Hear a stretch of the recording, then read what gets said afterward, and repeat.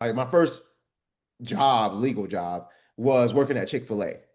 And I Mm. remember before I touched like a fryer or anything, cash register, anything like that, they set me down and I watched a tutorial video. And in that tutorial video, it went through like the code of conduct, and it's just everything that you should abide by, the way that you should work at Chick-fil-A. And I was thinking, but as a race, why don't we have like a instructional video?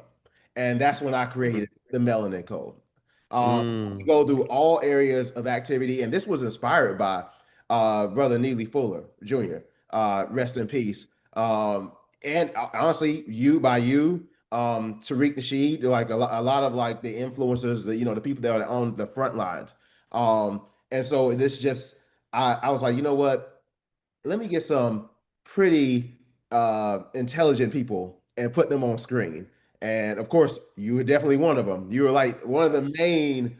Oh, I can't wait for y'all to see this film because Dr. Boyce like killed it.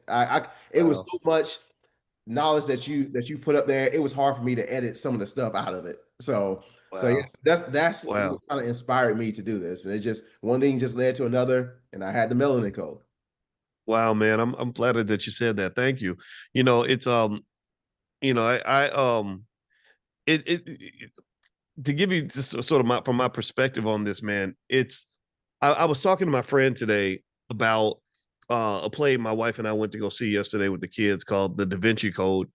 And I talked to my friend and she randomly says, yeah, I read the book. I read the book and I saw the movie. I said, "Oh, you read the book?" And in the book, several hundred pages, and if you've ever seen the Da Vinci Code, it's complex and symbols and Mhm. history and religion and everything. And I said, that gives me hope for humanity that there are people that really appreciate complex ideas because sometimes you feel like you live in this TikTok world where you ain't gonna get nobody's attention unless you shaking your booty and dancing on, you know what I mean? Like just doing goofy stuff, goofy TikTok dances. And I don't want to live in that world. I don't want to live in a world where only the simple ideas are interesting. I want to live in a world where we're searching for truth. Mhm. I want to live in a world where we will sit back and think about something for a minute and really try to process like, okay, how do we fix this thing? I want to live in a world where we're looking for solutions, not one where we feel just incarcerated by the problem. And I almost feel, and tell me what you think about this, I almost feel that because there's so much money being made by us being incarcerated by the problem, because there are people who have just made it their life mission to keep us sort of trying to manage a problem.